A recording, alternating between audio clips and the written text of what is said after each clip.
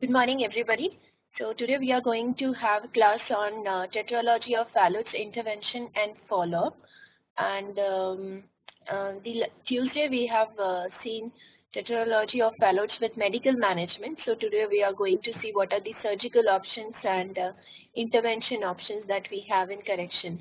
So as we all know, this is one of the commonest congenital cyanotic heart disease, and the incidence is almost 5%. It is one of the commonest surgery that has been performed in most of the cardiac centers. And now we have almost 30 to 40 years of long-term follow-up data of these surgical procedures are available.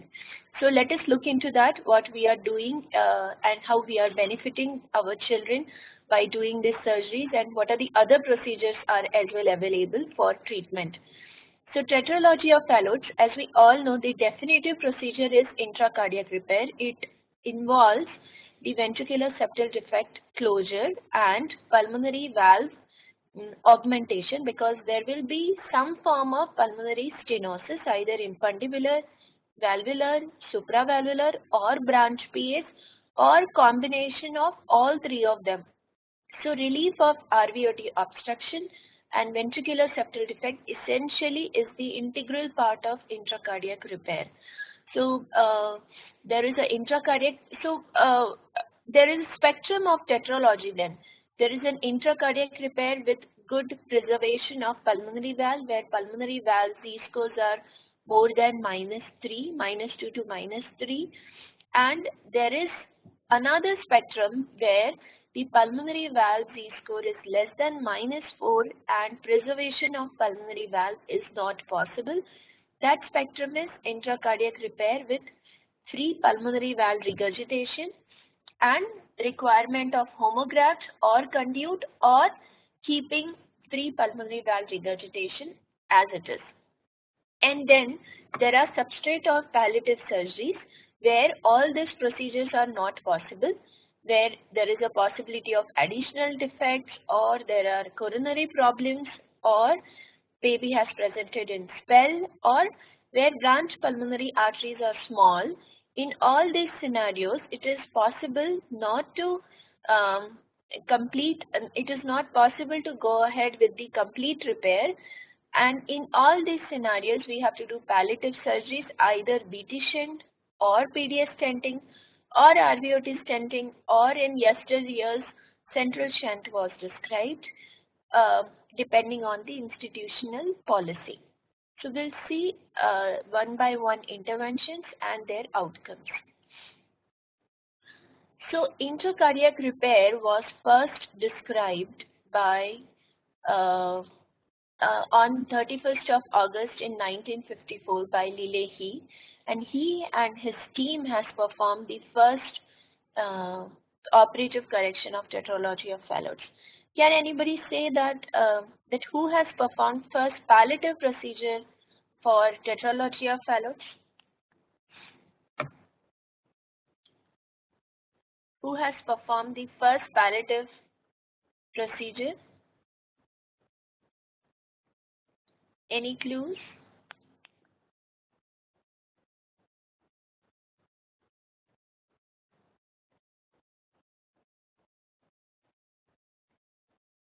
Yes, so it is Blalock Taussig. So we will add Blalock, Thomas, and Taussig. He was a technician who has assisted Blalock, and he was an integral part of this surgery while Dr. Blalock has performed this surgery. So can anybody say in which hospital it was performed for the first time?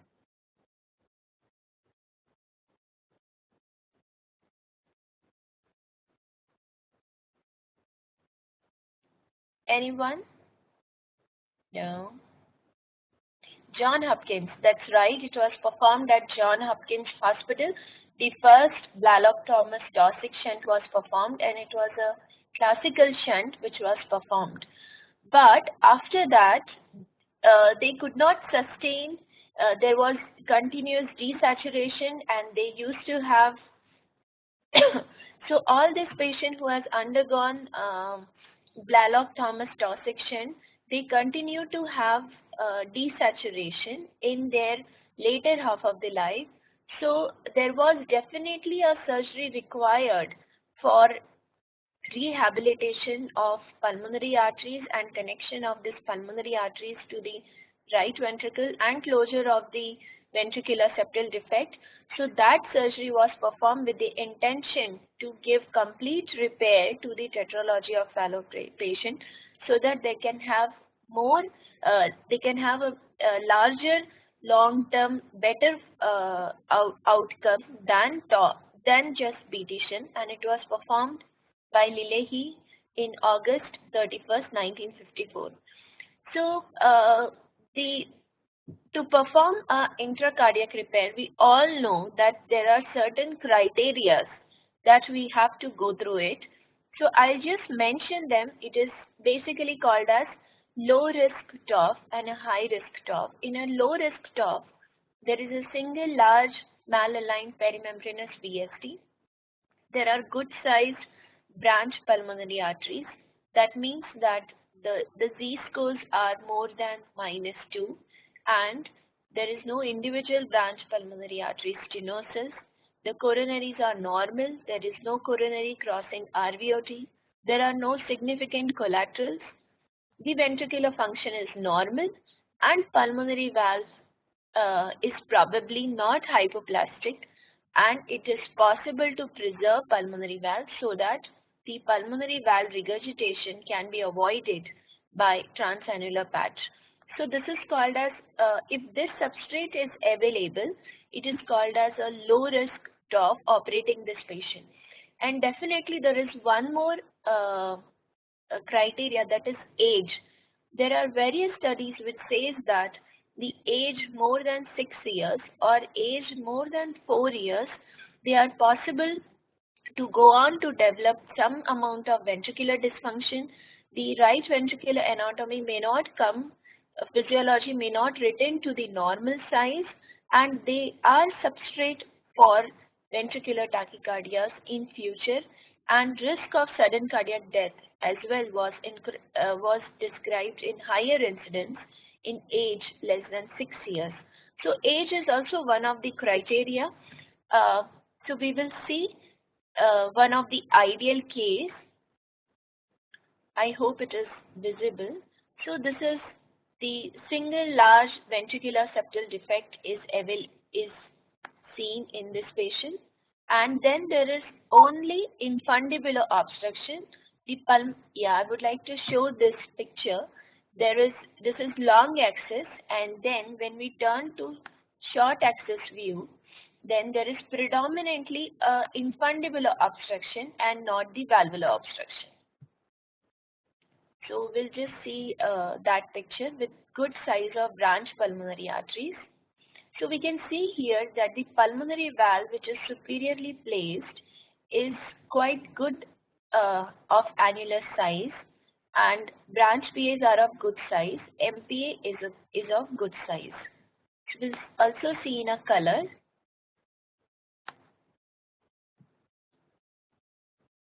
And this is subcostal view, which shows that there is predominantly an infundibular obstruction in a sweep, and pulmonary valve is normally opening.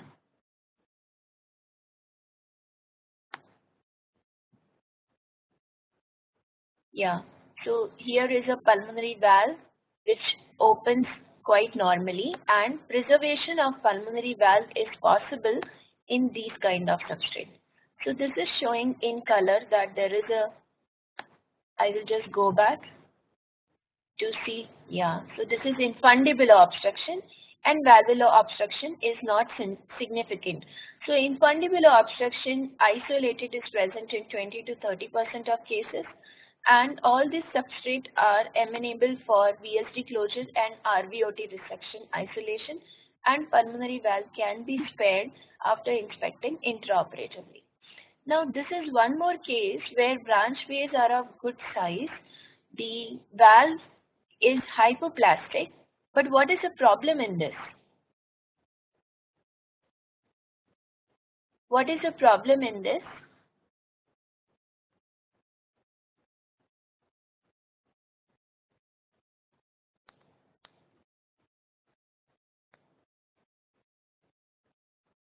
there is a ventricular dysfunction. This is adult tetralogy, which suggests that there is significant right and left ventricular hypertrophy, and then there is ventricular dysfunction as well. So these are not that ideal cases that they will have the anatomical correction is possible, but physiologically they may continue to have some amount of ventricular dysfunction, and it is also possible that they may develop ventricular tachycardias or other arrhythmias, and they always remain at high risk for sudden cardiac death. So let us see this article, which is a landmark article in JACC. It was published in '97, about 36 years follow-up of 490 survivors of first year after surgical repair. So this suggests that the long-term survival of all these patients, 490 patients, they have a significant survival up to 35 years. More than 70, almost 60 to 70% of them survived 20 years, and after that there is a dip in the survival, and 50 to 60% of them have maintained to still survive up till 35 years. So it is quite possible that good number of patients are going to survive after 35 years of age. Now this graph suggests that, as I said, there are dip at 2 points. One is at 25 years. Till 25 years, the risk of death, the R is the risk of death, is 0.27% per year, which is quite minimal.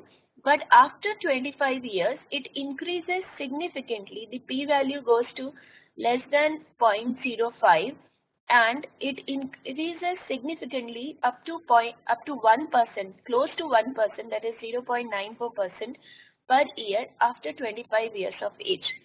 So various risk factors were identified, that which are the patients who are going to have the risk of death, which included pulmonary valve regurgitation, ventricular tachycardia, or ventricular dysfunction, or delayed age at operation. So these are the four major criteria which were identified who will have death, higher chances of death after 25 years. So the predictors for poor long-term outcome are, they are late repairs, like more than 6 years. There is reduced left ventricular or right ventricular ejection fraction, longer QRS duration. Longer QRS duration means that if it is more than 180 milliseconds, they are found to be more prone for ventricular tachycardia. The right ventricular end systolic volume indexed is more than 45 ml, and 88% specificity was found if right ventricular end diastolic volume Z-score is more than 7, and 96% specificity was found if right ventricular ejection fraction was less than 30%. So increase in right ventricular end diastolic volume due to pulmonary valve regurgitation and right ventricular dysfunction, that is right ventricular EF less than 30% on MRI, late repairs, and long QRS duration are the predictors for poor long-term outcome. Now, there are some more other criteria which were found out as a risk factor for immediate and long-term death in these patients. So in this graph, we can see that the dotted lines is hematocrit, which is less than 48%, and the upper line, the dotted line, the superiorly placed dotted line is hematocrit, which is less than 49%, and inferiorly placed dotted line is actually hematocrit less than 49%. So there was almost equal number of high hematocrit, more than 49%, and less than 49% was seen in this study, and there were higher number of incidents of adverse event. Adverse event was found out in hematocrit more than 49%, and where the hematocrit was less than 48%, they continue to have good outcome, and very less adverse event were found till 35 years of age. So actually, whenever we operate tetralogy of fellow patients at a later age, like more than 6 years was found was one of the determining factor, they tend to develop polycythemia, which remains as one of the risk factors for developing adverse event after surgery as well, like later part of life. Now, again, this is the risk factor which was found in this long-term study, that is 35 years of follow. So it was found out that the good the good substrate of patients were if hematocrit is less than 48, if there is no RVOT patch, and also when they were operated, like before 1970 or after 1970, because the technical changes has been happened, like ventriculotomy or preservation of pulmonary valve. All these things were better, and cardiopulmonary bypass techniques were better found out after 1970. So the date of surgery in maybe 3 decades prior to the those patients were operated 3 decades prior to this had probably a bad long-term outcome than those who were operated later. So pre-operative polycythemia and presence of right ventricular outflow and the absence of outflow tract obstruction are the favorable factors for good long-term outcome. Apart from this, no other significant risk factor were found, like Brock shunt or VSD size or any previous palliation were done or not. Now, what is the effect of previous surgery? Like we have operated a patient for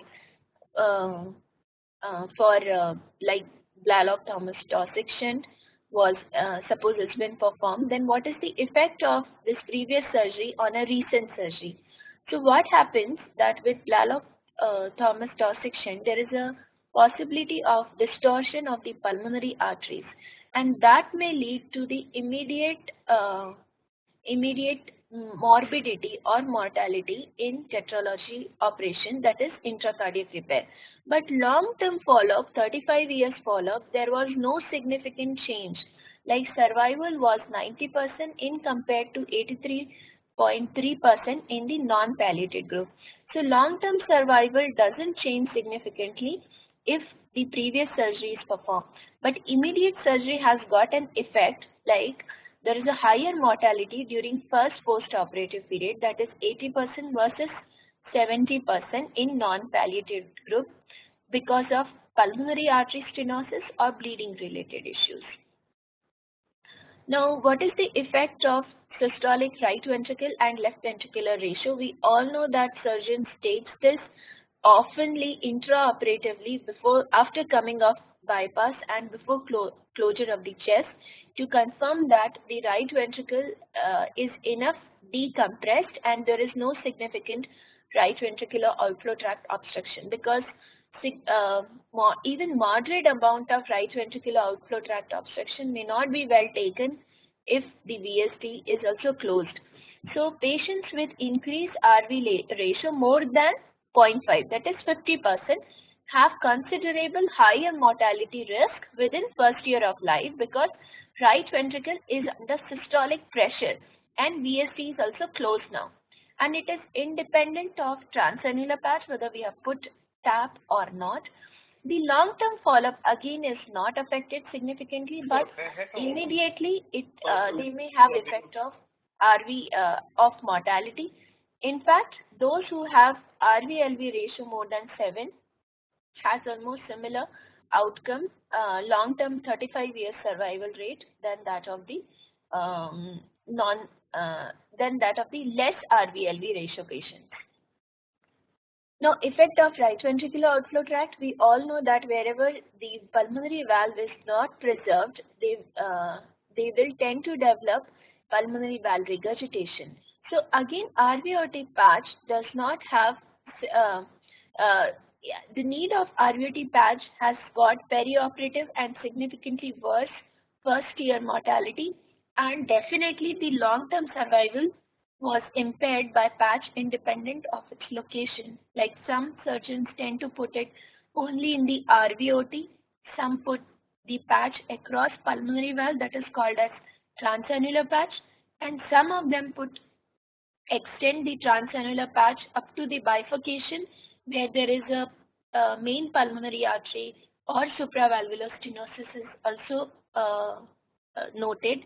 So there is a possibility of patch placement depending on the site of obstruction, but independent on where the patch is, the transannular patch and RVOT patch has got definitely impaired long-term survival.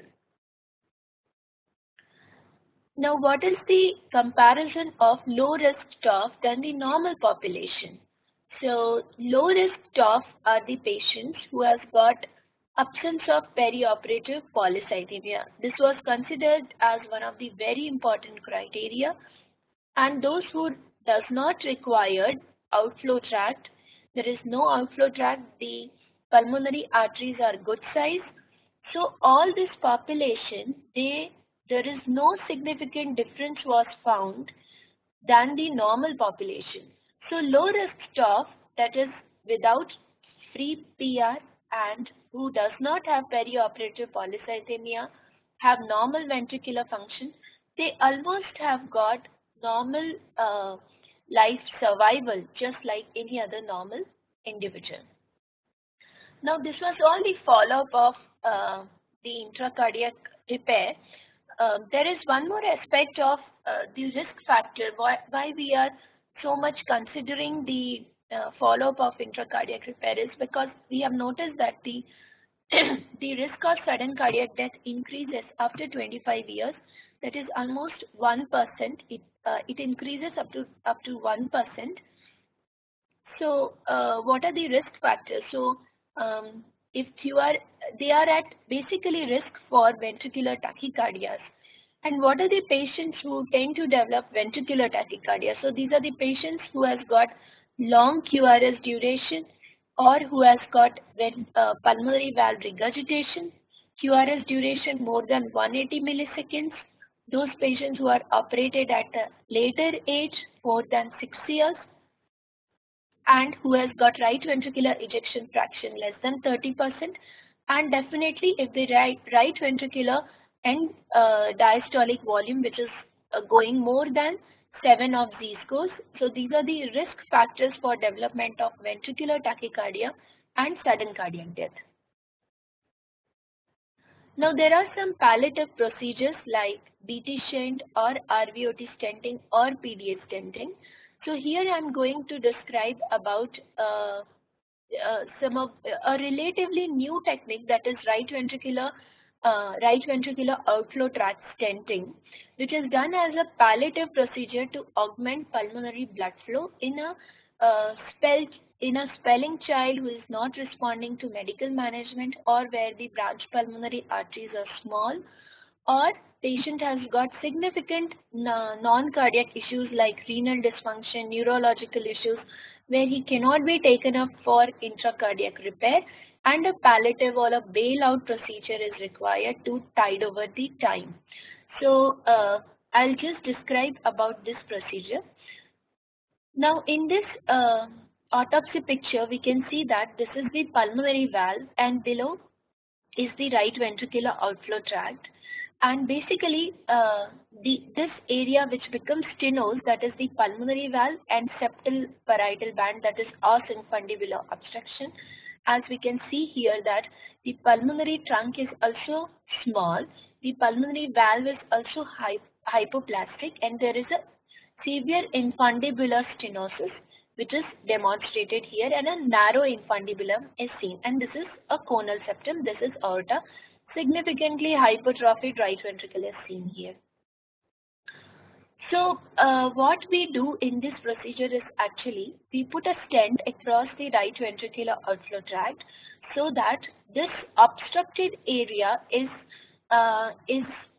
dilated or is dilated with a stent so that it will increase some amount of flow into the pulmonary arteries. Definitely, infundibulum is a dynamic structure, and earlier to tide over crisis, people have also tried balloon pulmonary valvotomy. But it is not necessarily that always the valve which is obstructive or stenosed. It is sometimes the infundibulum which just close off during the spell, or it is so hypertrophied that it is not allowing significant blood flow going across the valve and the pulmonary arteries. So stent is an option where we put it from the infundibulum across the pulmonary valve and into the MPA.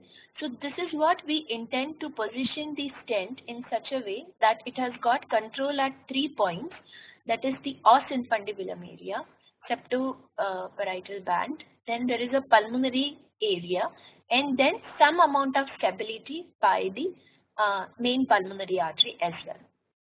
Now, how do we do this procedure is, uh, first we do an injection in a AP and lateral view. So we can see that after the injection into the right ventricle, predominantly the aorta is getting opacified. That suggests that there is a severe obstruction into the pulmonary arteries. And then this is the angio into the right ventricle, outflow tract, and we can see that this is the pulmonary artery and the aorta is overridden. So after confirmation of angio into AP and a lateral view, we pass a PTCA wire or a thermo wire and into the distally. It goes predominantly into the right pulmonary artery, because right pulmonary artery in a tetralogy is in more continuity because of the clockwise rotation. So as we can see in this, that the wire is in position and the catheter is also following that wire position. So we have to park it as distally as possible. Now after placing the wire, we take a launcher catheter because it has, or a RCA guiding catheter, and then probably the renal stent or Herculean stent, depending on the length of the infundibula and the diameter. The length is the RVOT stent is deployed across the right ventricular outflow tract, and we can see that the waste is disappeared at the site of pulmonary valve. And after this, the check angio we perform to see the pulmonary artery flows. So as we can see here, there is a good amount of arborization and opacification of the pulmonary arteries, and there is a significant left pulmonary artery stenosis is also present, with good size right pulmonary artery diameter and a good position of the RVOT stent. So what are the indications of right ventricular, what are the indications of RVOT stenting? RVOT stenting, first of all, is not the first-hand procedure for any tetralogy of Fallot's that I will describe, because it is not free of complications. And it has to be performed only when the spelling child is not improving with any of the medical management, and the baby has got other comorbidities, like I said, the renal comorbidity or neurological comorbidities present, or very low birth weight child, preterm children who are spelling, desaturating, lung infection are there, and which is not suitable to go ahead with any kind of surgery. These are the selected babies who can be taken up for RVOT stent to tide over the crisis. But with this, we have to remember that it is predominantly to tide over the crisis. I described the complications also, and why I'm saying that it should be performed in very, very selected patients. So first I will go to complications and we'll come back to experience. So in our series of 28 patients, the femoral complications were in 2 patients. There was moderate to severe TR, because sometimes if we use the longer stent, it can come into the tricuspid. It can catch one of the chordae of the tricuspid valve and can develop hemodynamically significant tricuspid valve regurgitation. And as we all know that post repair, tetralogy repair, the tricuspid valve regurgitation is not well tolerated. It can progressively cause right ventricular dilatation. There was not a single incidence of immediate blockage, but early stent blockage, like within 3 months, was noticed in one of the child, and right heart failure because of increase into pulmonary flows were seen into 2 children. So in our experience, there were 28 patients who were attempted for RVOT stenting, and there were 2 patients who were thought to be for RVOT stent, but they improved into hemodynamics after medical management of spell, and 2 patients found to have good PA anatomy and, as I said, improved in the cath lab, so they were sent for surgery. So out of this patient, 8 patients has already gone into the surgical correction, that is ICR.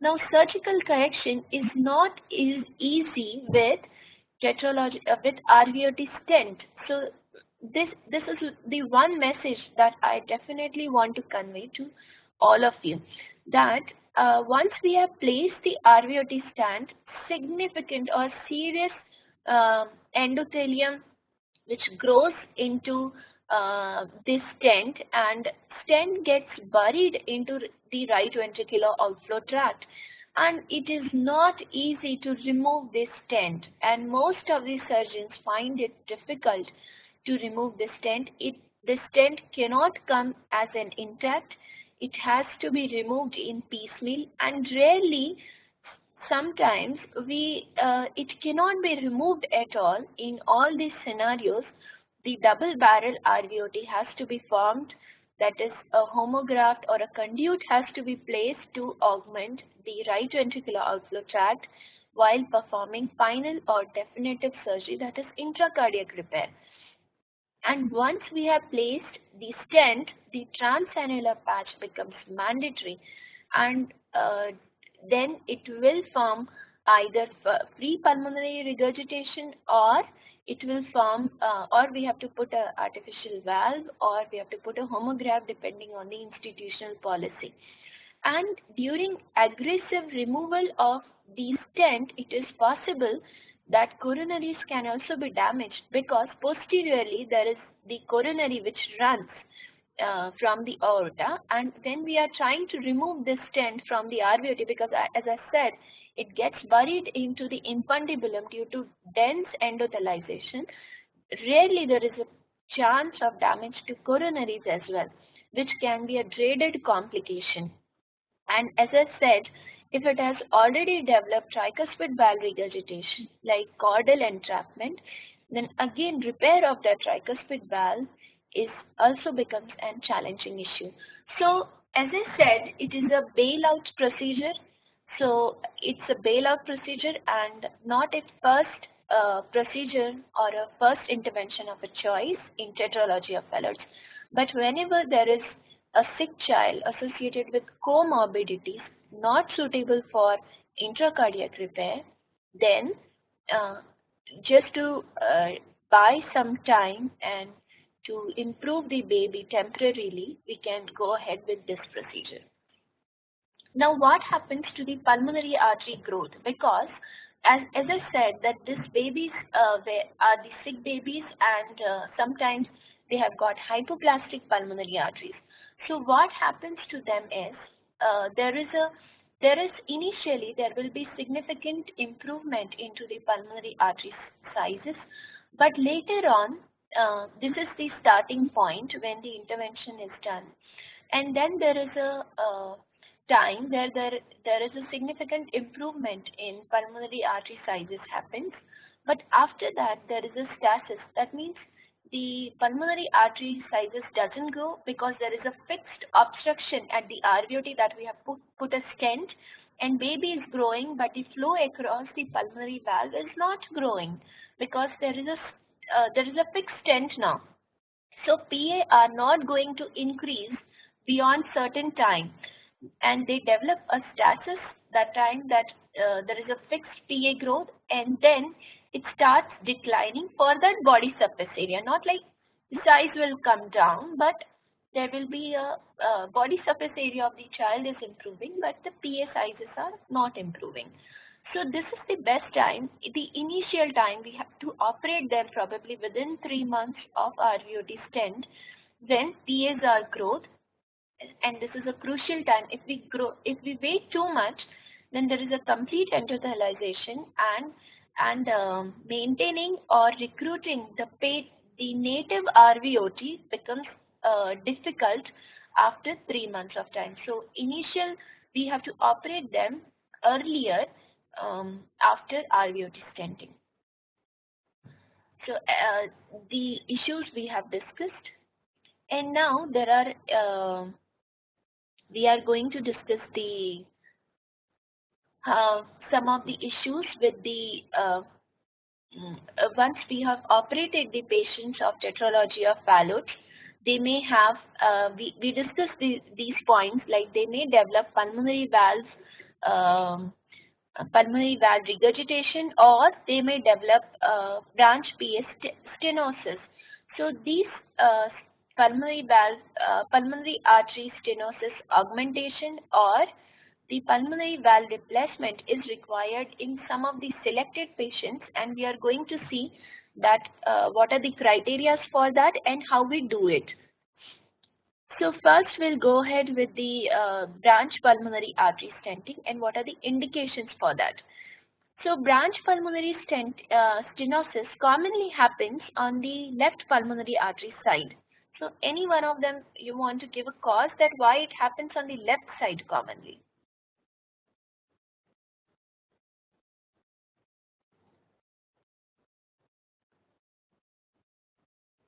Anybody? Yeah, it is due to ductal insertion, which is referred as ductal it is also referred as the coarctation of the pulmonary artery, because it is the growth of the ductus tissue that happens on the left pulmonary artery side, like it happens on the aortic side, and we call that aortic coarctation. So patients isolated or ipsilateral single-sided pulmonary artery stenosis may not be symptomatic. They may not be symptomatic, but if we ask them to exercise, they may have lesser oxygen consumption is known, and right ventricular systolic pressure rarely can go higher, but it is always higher, more than 50%, if there is a bilateral branch PA stenosis. And one of the indication to perform or rehabilitation of pulmonary arteries on either side if the lung perfusion is less than 20%. So all patients who we are thinking of doing some procedure for pulmonary artery rehabilitation for branch PA stenting, we have to document that the lung perfusion is less on that side. Now the criteria are less rigid, and people have also attempted that, suggested that the lung perfusion less than 30% should be considered as the indication for branch pulmonary artery rehabilitation, depending on the setup available either surgically or with the stenting or by cardiac catheterization. So indications will be that the right ventricular systolic pressure more than 50% or lung perfusion less than 20%, 20 to 30% on the ipsilateral branch PA side. Now, yeah, so I'll just give an example of this baby who is a 3-year-old boy who had a severe left pulmonary artery stenosis, and he had a ICR for tetralogy of Fallot. And lung perfusion scan showed that there is a significant left lung perfusion reduced, that is 22%. Right ventricular pressure is 60, and he has elevated almost more than 50% of systemic right ventricular pressure with normal RV diastolic pressures, and distal left pulmonary artery pressures are normal. So how do we do this procedure? So first we do a good angio in steep LO, that is LO 50 with cranial 20-30, and we document the position of left pulmonary artery stenosis. Like in this patient, we can see that this is the main pulmonary artery, and origin is significantly narrowed. We can see that this is the probable ductal insertion site, and there is a significant stenosis from main pulmonary artery till the hilum of the left pulmonary artery. So LPA origin was measured 3.5 mm in this patient. Distal LPA is 9 mm, and length of stenosed segment is 14 mm. Now what do we do then? This patient, we cross that with the Termo wire and exchange that with the Amplatzer wire, and after exchanging, we put a flexor sheath because that sheath is going to take a turn through the steno segment. Mullins may not be easily able to advance through the steno segment. So we go as distally as possible with the sheath. This is the flexor sheath, and the wire is placed as distally as possible. Now after placing that, this is the stent that we have taken. This is the formula stent, that is 12 into 22 stent. It is there, and we will confirm the stent position by various injections. Once we have confirmed that the stent is in good position, we will inflate the stent across the steno segment. Like we are inflating here, the stent is getting inflated, and we can see that the waste is also disappeared now. And little waste, it is good idea always to keep a little waste, because it will hold the stent in a position and will avoid migration or disposition of the stent. It will not migrate distally into the pulmonary arteries, and watermelon thing will not happen. So it is good idea always to keep little bit of waste there that will hold the stent in a position. And this is the final shot that after the deployment of the stent, and we can see that there is a good flow into the left pulmonary artery. So what are the complications of any? It can the stent migration, balloon rupture, or rupture of the pulmonary arteries, or aneurysm formation of the pulmonary arteries, bleeding, hemothorax formation, or if it is a very tight stenosis, rarely it can also cause reperfusion injury. These are some of the complications of pulmonary artery stentings, and it should be kept in mind before doing all these procedures, that they are not free of complications. Now we'll see one more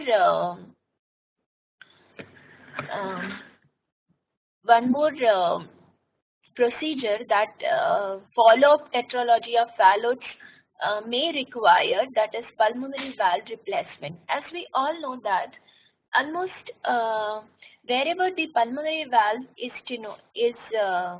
small or hypoplastic, less than -3, -4, where preservation of pulmonary valve is not possible, we tend to give transannular patch, and invariably this technique will give rise to free pulmonary regurgitation. Now long-term free pulmonary regurgitation is found out not free of complications. Now what are the complications that can develop? The most important complication is dilatation of right ventricular outflow tract, and it's as a nidus to develop ventricular tachycardia and then sudden cardiac death.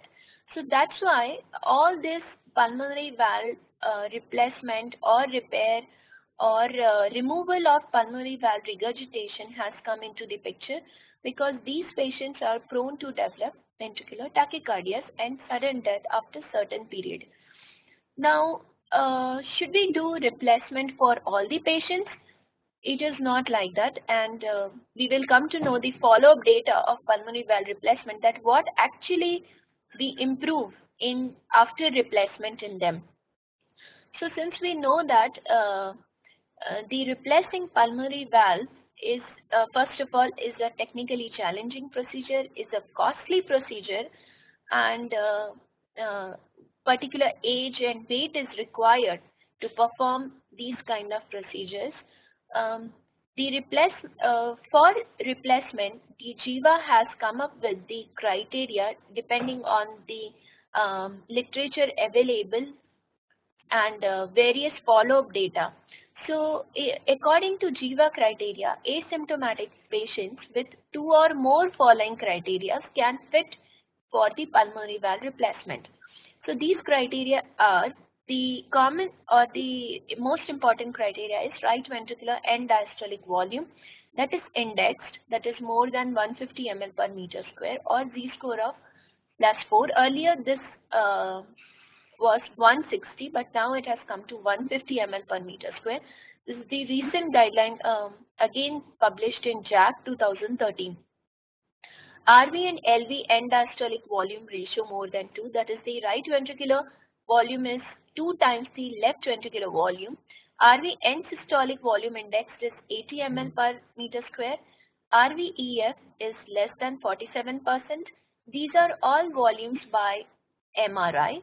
If there is a significant right ventricular outflow tract aneurysm, QRS duration is more than 160 because progressive right ventricular dilatation due to free pulmonary regurgitation will prolong QRS duration.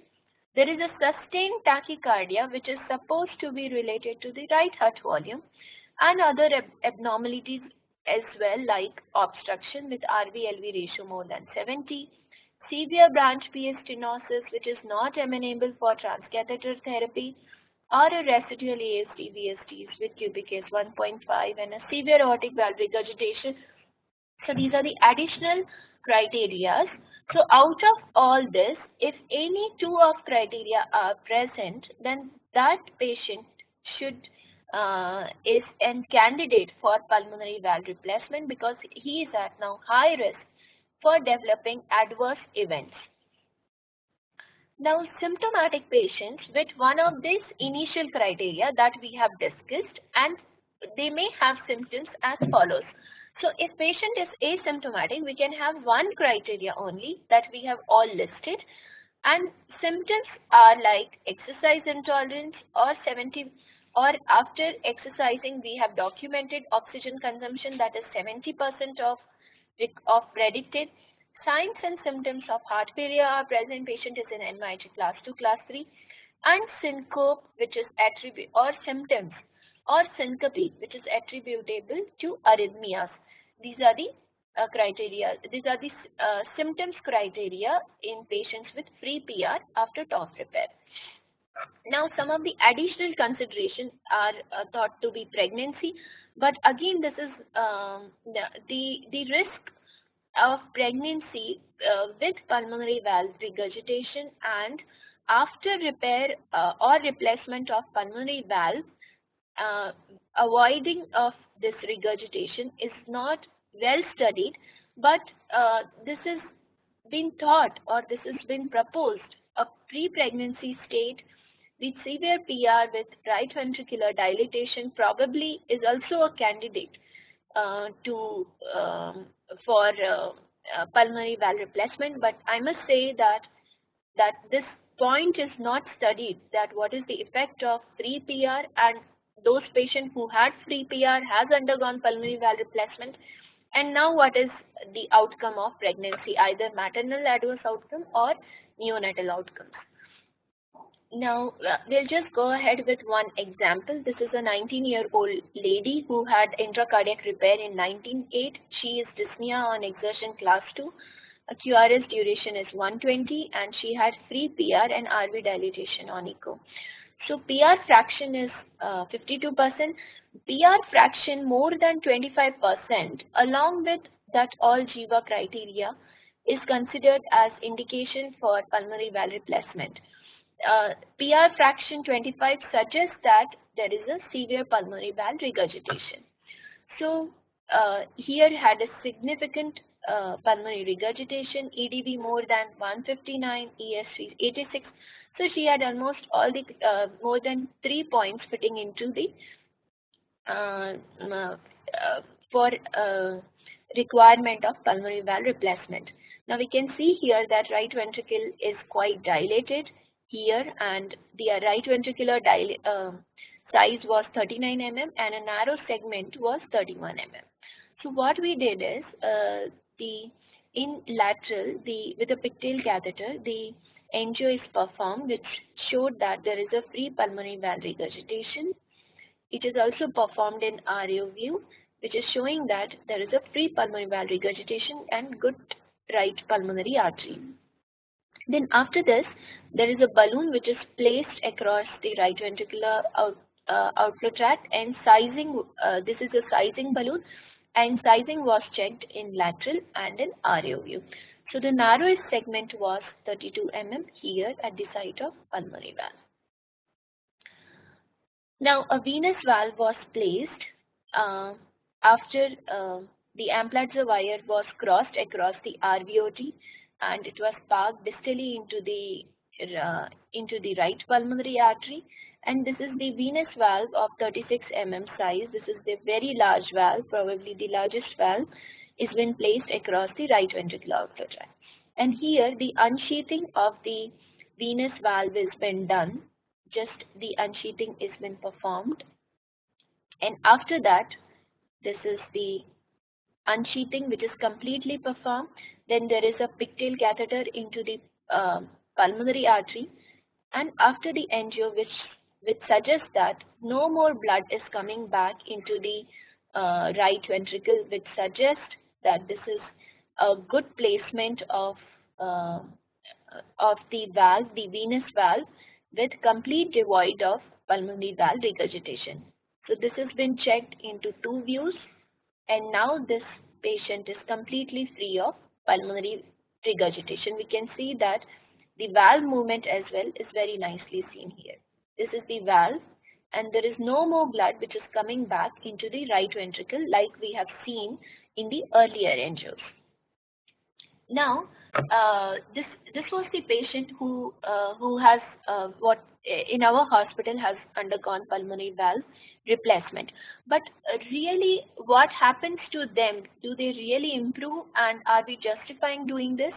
So now various follow-up data are available, and one of the study that I'm quoting is from Journal of Thoracic Cardiovascular Surgery in 2001.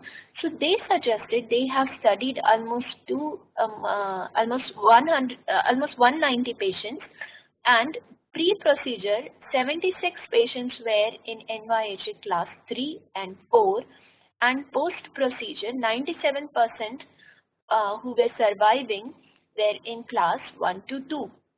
So there was significant improvement in NYHA class definitely after pulmonary valve replacement. And RV volumes have reduced from 160 to 120 ml. Again, there was a significant improvement in the RV volume, but there was no significant improvement in the left ventricular volume because the remodeling of the right ventricle has not been taken place completely. And RVEF also did not change, did not improve. It remained almost same, 42 to 42%. So after pulmonary valve replacement, what has been found is the symptomatic improvement and the improvement into the right ventricular volume. But what happened to ventricular tachycardia or sudden cardiac death? So it was found that the QRS duration did not change. This means it's a good message that it did not increase. If you would have left it just like that, it would have go on increasing to the detrimental level, or it neither decreased, neither it became normal. So QRS duration is stabilized. The incidence of monomorphic VT reduced from 22 to 9%, but some patients who had this VT required ablation, and non-ablation group still had 68% of them had a recurrence rate of ventricular tachycardia, which is relatively higher number. So ablation of ventricular tachycardia is probably an associated thing that needs to be performed if they are prone for developing VT, or there is a documented VT in them. Some of them may require a defibrillator as well if that VT is not amenable for ablation. So these are the additional procedure might be required after pulmonary valve replacement to reduce the risk of sudden cardiac death.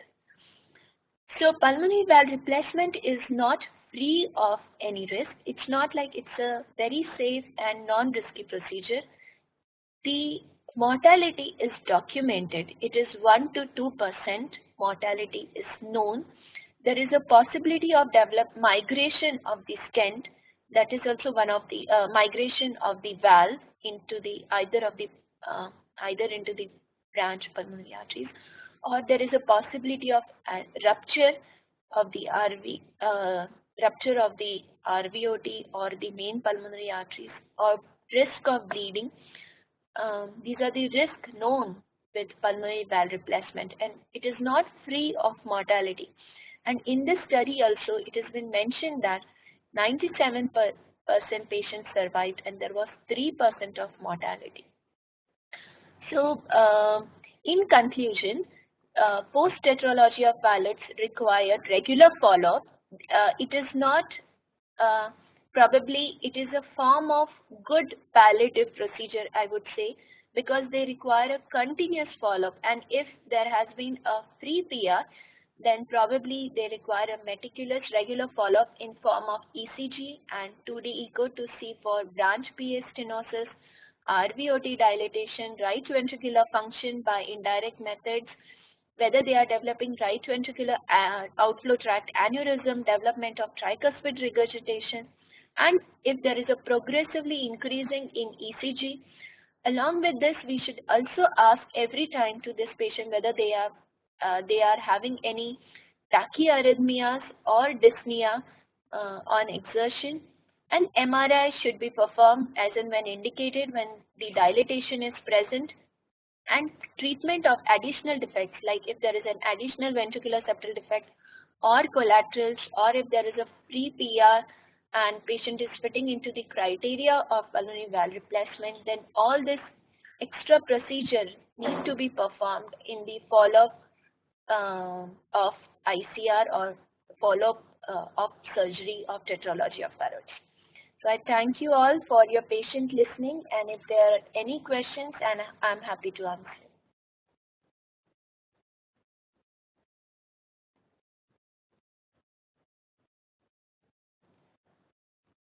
I can't see the chat, so the question that when should we do MRI? MRI is to perform whenever there is a ventricular, there is a free pulmonary valve regurgitation. Actually, the timing of magnetic resonance imaging is not right, or there is no consensus on that. But whenever there is a dilatation of right ventricular outflow tract, free pulmonary valve regurgitation in adolescent patient, maybe 5 years, 7 years after the surgery, then definitely these are the candidates who will have to see that how much is the right ventricular volume. They will require right ventricular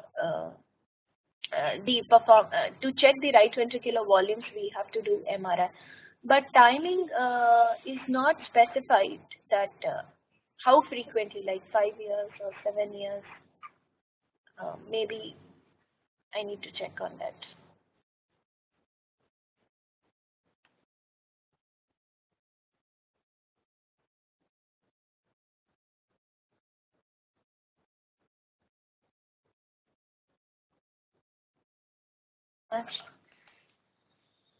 Have a wonderful day.